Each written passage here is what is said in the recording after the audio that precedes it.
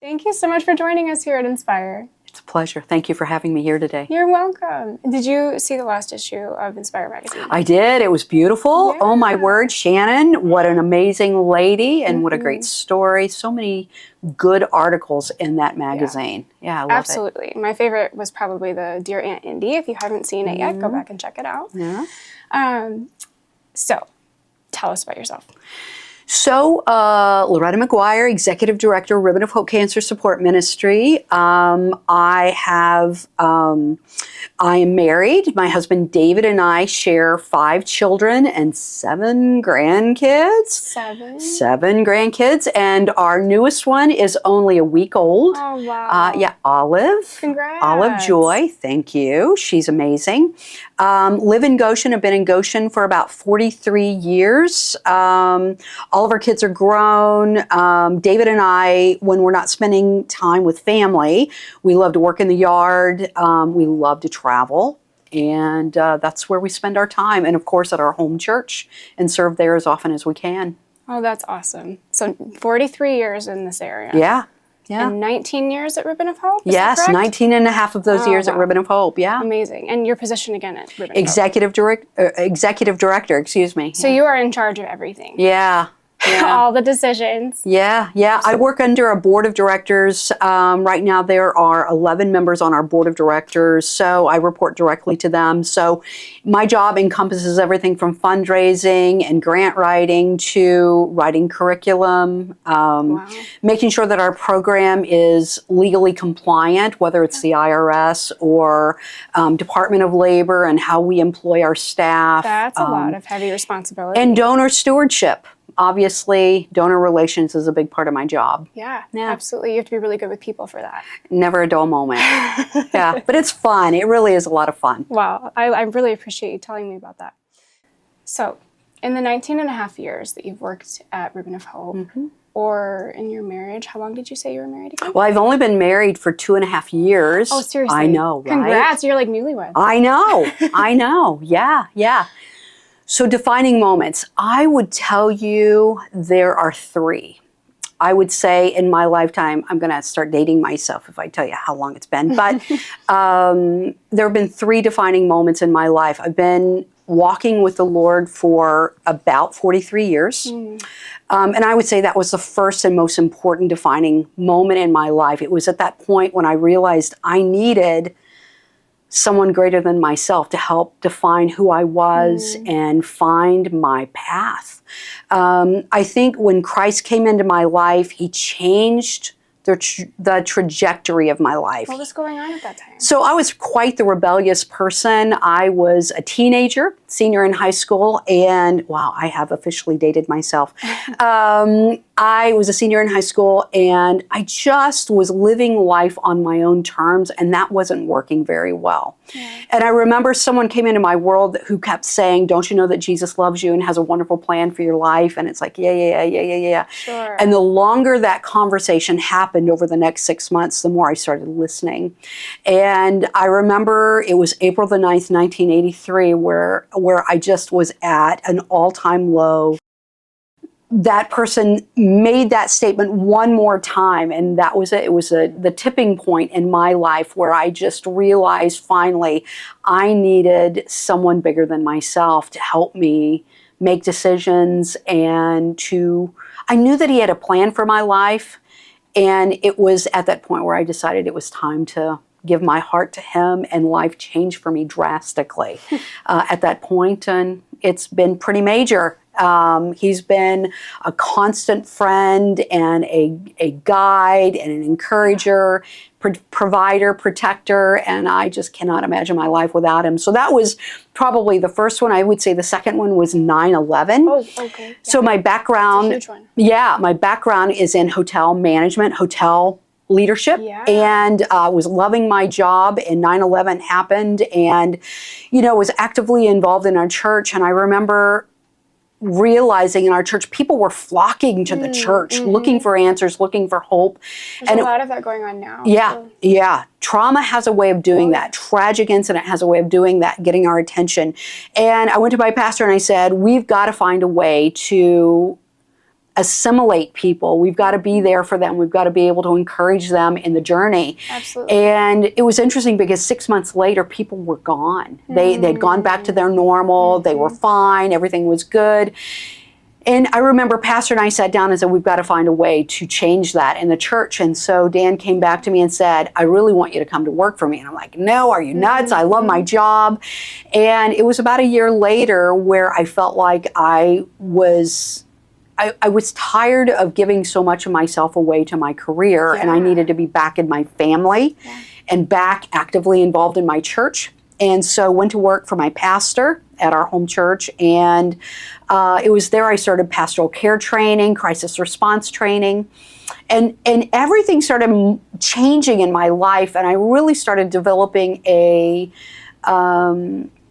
personal awareness of how much hurt there was in the world. It really changed the way that I viewed the world. Now, crisis response is what you called it. Yeah. Would you kind of assimilate that now to being trauma-informed? No, it's different. I mean, trauma-informed is a popular phrase right now, understanding where people come from. So yes, part of that. Yeah. But being able to meet people where they are right now at this moment, understand that what you're seeing is not the whole story. So it is similar in that. Crisis response, you're in a very heightened state. Yeah, absolutely. You're meeting a person where they are in their trauma, whether it's a 9/11 or it is a hurricane or it is a fire or it is a tragic loss, unexpected loss. Being able to meet them where they are and help provide emotional triage in the midst of where they're at, helping to normalize what is healthy versus unhealthy responses to trauma, and maybe give them a balance for all of that, maybe refer them on to counseling if need be, but meeting where they are and helping to normalize where they're at. And you do that a lot with Ribbon of Hope. Do that a lot with the patients that we serve, If you can imagine, cancer or cancer diagnosis is very traumatic. So often the patients are asking, am I going to survive this? What's going to happen to my family if I don't?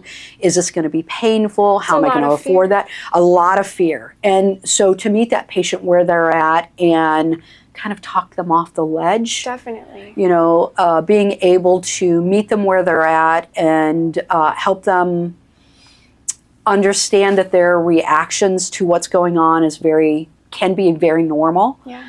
And then, okay, this is the help that we can provide. This is a service that we can provide to help address some of those needs that you have. That's awesome. Yeah. So I would say that was a second major event in my life. And I think the third was meeting and marrying my husband, David. You know, I'd been married for a long time, and my husband went through a process where he became depressed. His business failed during the 2010 recession, and he left the church, and he basically decided he didn't want to care for his family anymore. It was just too much. Yeah. And so during that time, God took me through a real defining period in my life where I had to just really, shoulder into my faith and into my church body. And too much pressure for one person. Too much. And I was running a nonprofit Christian ministry, and to go through something so tragic was really challenging. But I think that God was faithful during that time.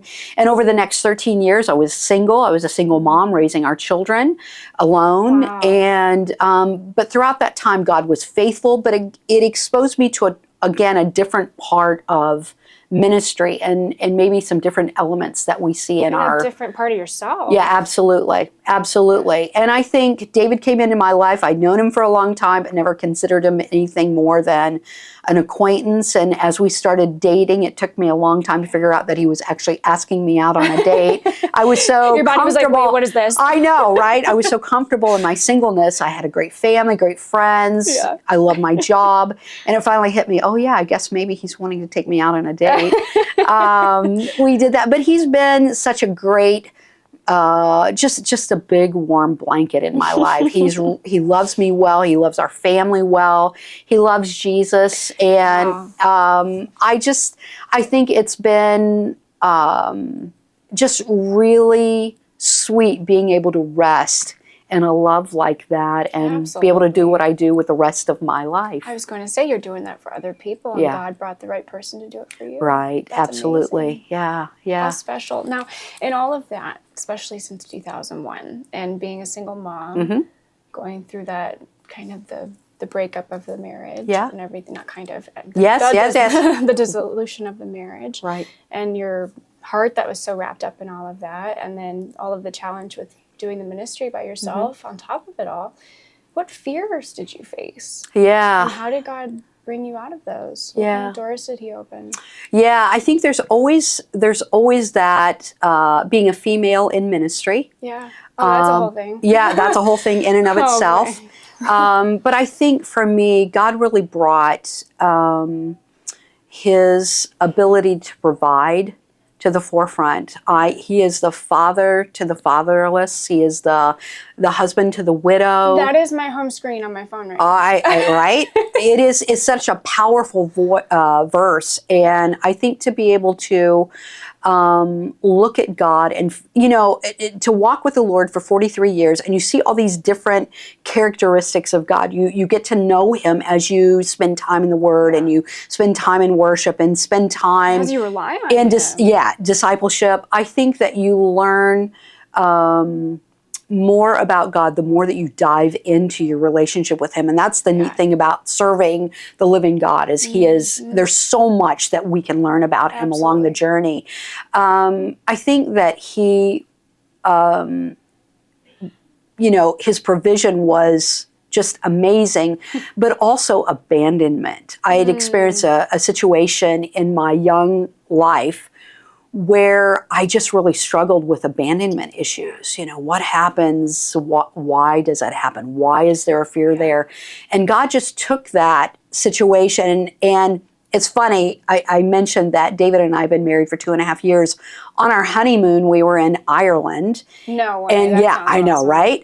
And during that time, we're at the end of our honeymoon, and David collapsed because of a upper GI bleed. What? And I know, it was pretty harrowing. We're at the end of our honeymoon. David collapsed. He ends up breaking his neck in 3 places. And we ended up waiting 14 and a half hours for the ambulance to show up that night because of socialized medicine. They didn't have enough staff to get to. I vote redo on that.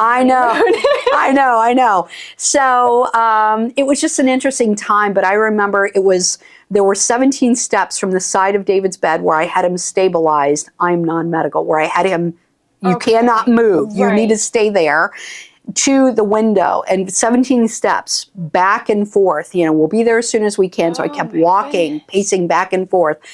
During that time, I had called the U.S. consulate. They couldn't help us. Oh my God. There was no one. There was no one available in the village who could help us. No medical personnel. It was just a really dark time, and yet in that, I remember it was about 6 hours into the ordeal. In the middle of the night, I'm going back and forth from the window, and I remember I dropped to my knees, and it's like, Father, no one else is coming. Yeah. I feel completely and utterly alone in another country. And I don't know what to do. And it was at that moment that God met me in that really horrible time and reminded me, I am here. I've promised never to leave you or forsake you. I've got this. We've got this. And with that came clarity and reassurance and peace. And so over the next 8.5 hours, as we continued to wait, God just opened the door for things to happen, and it moved along. And I was able to call back home and talk to David's doctor. And I said, I know you can't treat him over the phone, but this is what's going on. Yeah. What am I missing? Please treat him over the phone. What am I missing? What do I need to do? And we ended up at the hospital. David, we ended up staying in Northern Ireland for another 3.5 weeks while he went through surgery. They stabilized his neck. We finally got back home, and I will tell you, it was the best of times and it was the worst of times. I would never wish that on anybody, but I will tell you that God, during that time, he really cemented our marriage. He brought healing to both of our hearts. He was amazing. God was provisional throughout that time. And I will tell you that the Big C church showed up in a powerful way over that 3.5 weeks, and God was glorified throughout the event. Not to say that it wasn't scary at times and that it wasn't lonely and overwhelming, but God met us there, and it was an amazing time. And you had the foundation prior to all of that. Absolutely. Of depending on God at every step and seeing the progress throughout everything that you've done. Absolutely. And, I'm a firm amazing. believer that everything that we experience in our life is in preparation for something next. I don't know how I feel about that. Well, that's kind of a tough reality, because I look at my childhood and the experiences I had there, and how it prepared me in my faith walk, how it prepared me for my career, how it opened the door for me to move from hotel into ministry, how it moved me from ministry into a nonprofit ministry, how, just even the horrible part of losing a marriage of 29 years, God is able to build in us a confidence in Him. I'm not strong enough. I'm not smart enough. I'm not secure enough in my own strength. But when you allow God to show up and give you what you need, you learn how to rely on Him. I don't think that the Corrie ten Booms, and I would never compare myself to her, I don't think that Corrie ever anticipated what she experienced in World War II. Okay. But it was having a strong family unit and having a great parents and a strong family life. And all along the way, you see how God, in looking at her story, how God prepared her for what was going to happen. And then to become this world-renowned speaker, of the faith, and how God took that horrific situation and used her story. Exponentially. Yeah, absolutely. And I think that God does that in our own lives, whether it is having a baby, having 2 babies, learning how to function, learning how to sacrifice yourself for your children, That's a big one. Whether it's being that husband who is saying, wow, I've lived my life for myself and now I need to live it for my wife, whether it's the pastor who starts out in a small church 100%. and promotes into a larger church setting. Everything, good and bad, can define who we are for the glory of God. Absolutely. But we've got to choose how we're going to allow God to use it for His glory. That's a lot of food for thought. It is. I mean, everyone's got things going on in their life. Absolutely. At all points in their life. So what's one big dream that you're still working on today? Or that you hope to see come to fruition in the future, in the near future? That is a good question. I love what I do. I have the best life. I love what I do. I love our team at Ribbon of Hope. But I feel like God has really called me to help the church better serve hurting people. Often I hear pastors are not always good at bedside manner. They know theology, they know that piece, but bedside manner is not always their forte. Sure. And so helping the church know how to work with hurting people is really where I feel like God has called me to work. And that's what we do at Ribbon of Hope. We do that every day, meeting patients where they are. But I think the training that I've received from the International Critical Institute, Stress Institute, has been helpful in helping me be able to teach our volunteers how to do that, how to teach our staff how to do that. But I think there's more training that can happen within the church body here in our community. How do you work with someone in your local congregation who's been diagnosed with cancer or has a child who has died? Or you have something that's happened within your congregation. So often we can over-spiritualize things, and the Word of God is powerful. Or not even know what to say. Yeah, you don't know what to say. And there are 2 responses for friends, I find, or for people during times of trauma. They don't know what to say, so they don't say anything. Or they get so involved that they tend to lose themselves in the midst of what's going on, and they forget that they have their own family, they have their own life, and they need to balance all of that. So helping the church know how to work with hurting people is really where my heart is. Training, the lay body to be able to do crisis debriefing, and to understand the difference between healthy versus unhealthy grief and trauma, and know when to refer them into counseling, professional counseling and additional support. So that's really where my heart is. We do it every day at Ribbon of Hope, but to be able to do it in our community on a larger scale would be great. Thank you so much for sharing. What is one truth that you live by and believe that you wish other women knew? Yeah, I would say in my years of walking with the Lord, I've had the best career. I've lived a great life. But I would say in all of the awards and all of the celebrations and all the accomplishments, I would say the one piece of advice, the one piece of wisdom that I would give to other women is Jesus. You know, I think that we say that because we know that's right, but to really put our career in perspective, who I am is not the executive director of Ribbon of Hope, and it's not even David's wife or the kid's mom or stepmom. First and foremost, I am a follower of Jesus Christ who just so happens to be able to fill all those other roles. And I think I love my career, but what comes first is Jesus. Your identity as a daughter of God. Absolutely, because when that's out of balance, I tend to put the job first, and I forget about my family. You forget about Loretta. I forget about Loretta, yeah. And so I would say that is maybe the one piece of wisdom that I would share with other women. Put Jesus first. And that sounds like such an easy thing to do, but it's not. When you're given that opportunity for that promotion, you have to weigh it all out. What is the end result? When what will I sacrifice in order to accomplish that goal? So I think for me, a scripture that stands out is in Isaiah 61, and my paraphrase, it may sound kind of silly, but I've been called to bring light to those in darkness, freedom to those in bondage, and peace to those who never knew that it existed for them. My daily calling and my daily prayer is that nothing will ever deter me from that calling. And I think that when we figure out what our mission is, when we keep our eyes focused on the end result, and that is Jesus and home. And where do we get that mission? Yeah. And the clarity of our mission? Absolutely. From Jesus. It's from Jesus. And when we can do that, it helps us put everything else in perspective. We can leave our job at the end of the day, go home, and be Loretta, be Megan, be whomever God has called us to be, and have a life outside of all the pressure that comes with those other jobs, all those other roles that we play as women.